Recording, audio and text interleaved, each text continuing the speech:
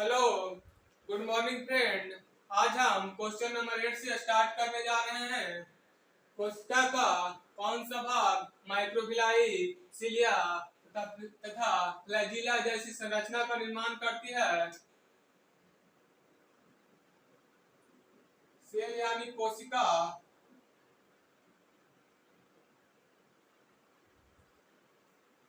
Microvilli, cilia तथा flagella क्या है? तो यह एक प्रचलन अंग है। प्रचलन अंग है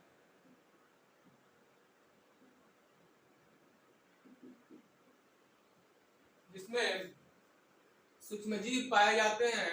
ये प्रचलन अंग में सूक्ष्मजीव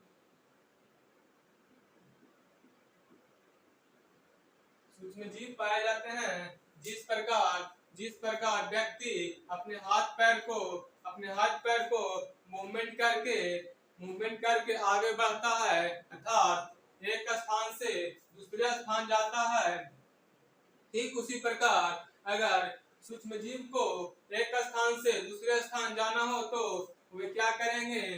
तो वे सूक्ष्मजीव एक स्थान से दूसरे स्थान जाने के लिए माइक्रोविलाई, सिलिया तथा फ्लैजिला के मदद के अनुसार वे एक स्थान से दूसरे स्थान जाते हैं। तो क्वेश्चन के अनुसार क्वेश्चन को देख लेते हैं। कोशिका का कौन सा भाग माइक्रोविलाई, सिलिया तथा फ्लैजिला जैसी संरचना का निर्माण करती है? तो ये कोशिका झिल्ली का निर्माण करती है। माइक्रोविलाई, सिलिया तथा फ्लैजिला कोशिका झिल्ली का निर्माण करती है। तो ऑप्शन नंबर ए सही हो जाएगा। Question number 9, प्रासरण। प्रासरण की क्रिया किसके द्वारा संपन्न होती है? प्रासरण मीन्स परिवहन। प्रासरण में परिवहन का कार्य होता है। इसमें कोशिका में जल का परिवहन होना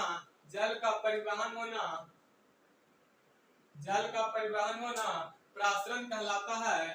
ठीक जिस प्रकार माइक्रोविलाई, सिलिया तथा फ्लैजिला का निर्माण यानी संरचना कोशिका झिल्ली से हुई है, उसी प्रकार प्रासरण का निर्माण कोशिका झिल्ली से हुई है।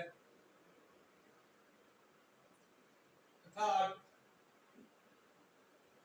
ऑप्शन नंबर ए इसका भी सही हो जाएगा। क्वेश्चन नंबर 10, कोशिका अंगक राइबोसोम के संबंध में कौन सा एक सही नहीं है? राइबोसोम के बारे में बताते हैं। पिछले क्लास में हम कोशिका के बारे में बताए थे। कोशिका के बाहरी परत को कोशिका झिल्ली यानी सेल मेम्ब्रेन कहते हैं। कोशिका के इस भाग में तरल पदार्थ पाए जाते हैं जिसमें राइबोसोम तरल पदार्थ में राइबोसोम पाए जाते हैं। उस राइबोसोम के संरचना को कोशिका अंगक कहते हैं।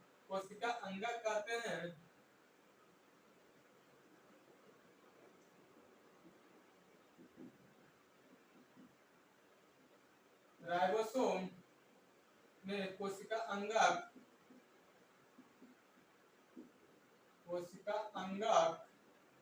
पाए जाते हैं।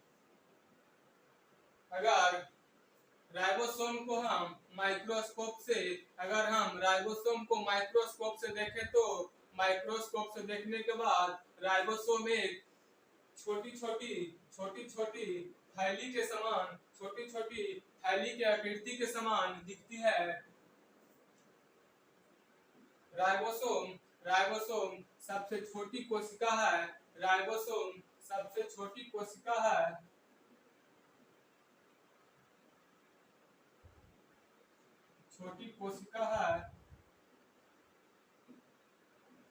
राइबोसोम दो सब्सटेंस दो पदार्थ से मिलकर बनी है। राइबोसोम दो पदार्थों से मिलकर बनी है। एक प्रोटीन प्लस आरएनए। राइबोसोम दो पदार्थों से मिलकर बनी है, प्रोटीन और आरएनए। राइबोसोम के कार्य के बारे में जानते हैं। राइबोसोम का कार्य राइबोसोम का कार्य क्या है? तो राइबोसोम का कार्य प्रोटीन का संश्लेषण करना, प्रोटीन का संश्लेषण करना है।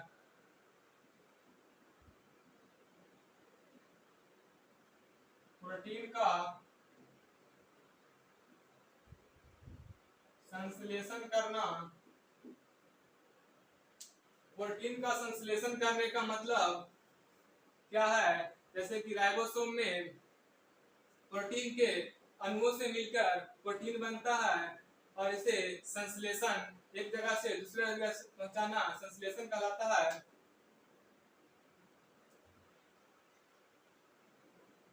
इसलिए इसे हम राइबोसोम को प्रोटीन का फैक्ट्री कहते हैं।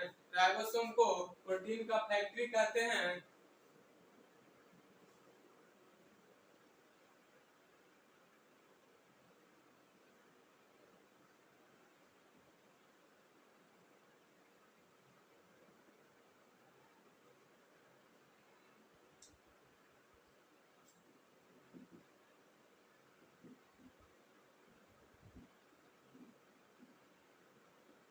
राइबोसोम दो सब्सटेंस से बने हैं।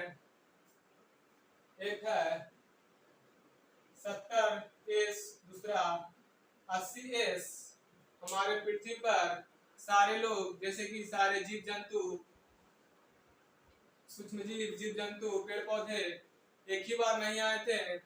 जो सबसे पहले आए थे उसे 70S, एस का मतलब यहाँ सेडरबर्ग,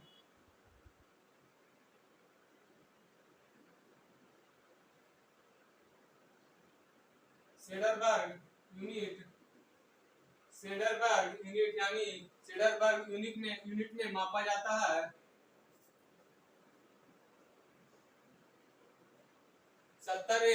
सबसे पहले पृथ्वी पर सर्वप्रथम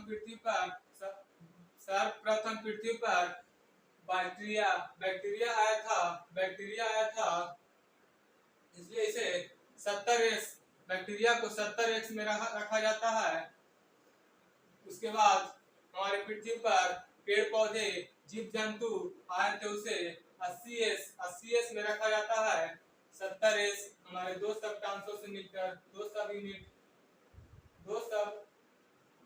यूनिट से मिलकर बना है। 70S दो सब यूनिट से मिलकर बना है, जो कि 30 प्लस 50, 30S प्लस 50S। अगर मैथमेटिकल्स के अनुसार देखें तो 30 प्लस 50 80 होता है, लेकिन यहाँ पे बायोलॉजी पढ़ रहे हैं तो 30 प्लस 50 70S इसको होता है यहाँ पे।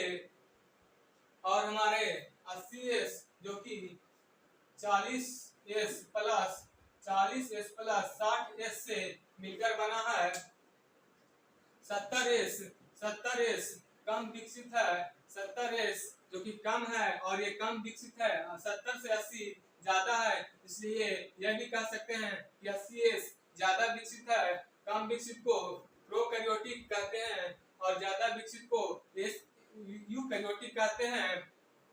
प्रोकैरियोटिक में बैक्टीरिया को रखा जाता है और यूकैरियोटिक में जीव जंतु, पेड़ पौधे को रखा जाता है। 70S को प्रोकैरियोटिक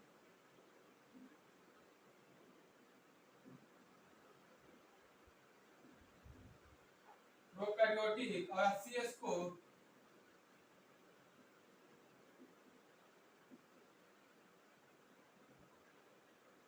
यूकैरियोटिक कहते हैं।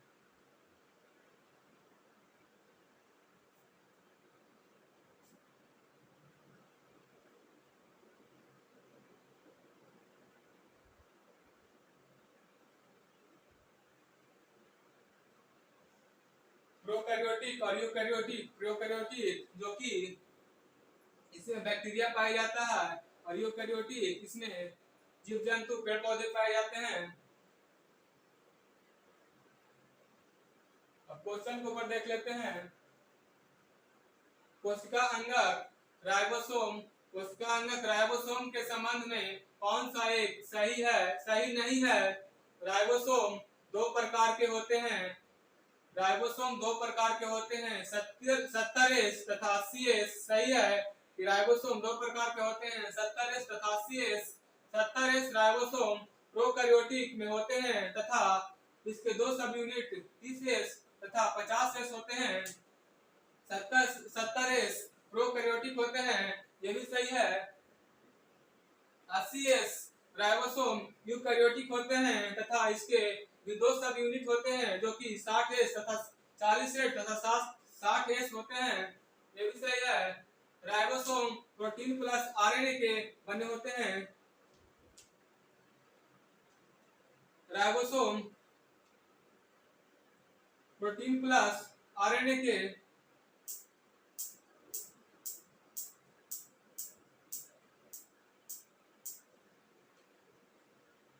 यहाँ पे आरएनए नहीं होगा, गलत है।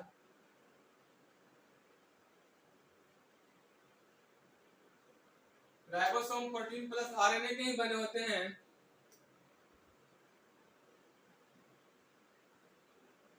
अतः कह सकते हैं चारों ऑप्शन सही है।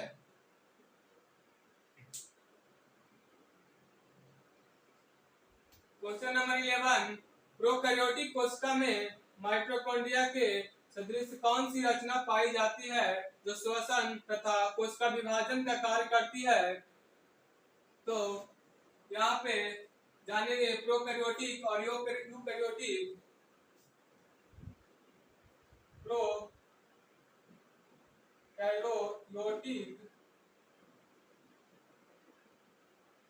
और यूकैरियोटिक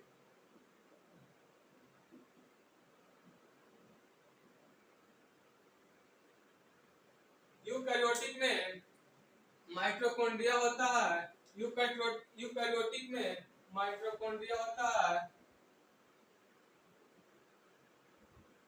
और प्रोकैरियोटिक में माइटोकॉन्ड्रिया का अभाव होता है। माइटोकॉन्ड्रिया का अभाव होता है इसमें।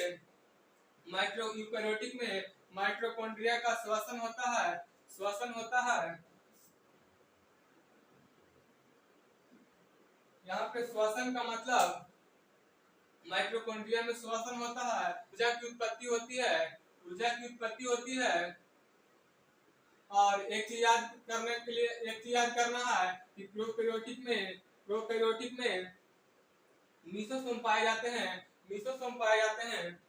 अतः हम कह सकते हैं कि प्रोकैरियोटिक कोशिका में माइटोकॉन्ड्रिया के सदृश कौन सी रचना पाई जाती है जो श्वसन तथा कोशिका विभाजन का कार्य करती है? ये मीसोसोम, इसका ऑप्शन नंबर ए सही हो जाएगा। आज क्लास को यहीं पे एंड करते हैं, फिर अगले क्लास में क्वेश्चन नंबर 12 से स्टार्ट करेंगे।